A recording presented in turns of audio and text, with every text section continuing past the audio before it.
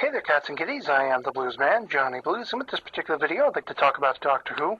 This time relating to that awesome story of this past week, as of the time of this recording, of two long-lost Patrick Troughton classic stories, almost in their entirety, being uncovered, being found again for the first time in something like 40 years. People are going to be watching these stories again, and it is just an awesome feat that these were found. We're talking basically about the enemy of the world and the web of fear.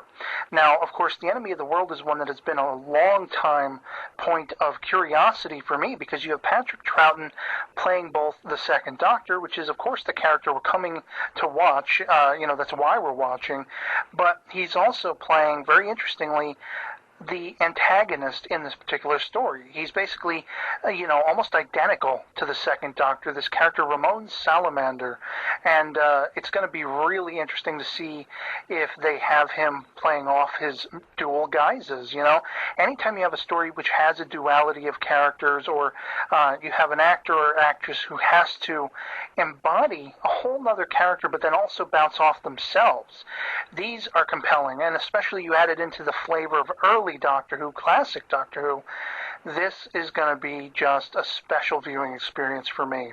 Now, equally, it can be said for the Web of Fear, because this, anyone who's watched Series 7 and is familiar with the Great Intelligence as depicted in the modern series, this, I think, is the very first Great Intelligence appearance in the history of Doctor Who. It's also the first appearance of Nicholas Courtney's, Alistair Lethbridge-Stewart, who was not quite the Brigadier as yet. But basically, these are going to be two explosive titles in classic Who lore that we finally have back almost in their entirety. As I say, the Web of Fear has still its third episode missing, but it's going to be reconstructed with still frames and production photos and audio and stuff.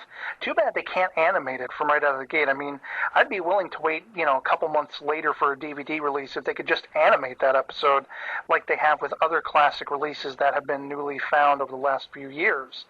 But this is one hell of an awesome revelation of these stories being found in the 50th anniversary year. Definitely on the upside, definitely an upswing in the news, whereas it seems like Doctor Who, as I said in a previous video, doesn't seem to be getting a lot of love, in the UK and things like that. But at least with this, we have something really to celebrate.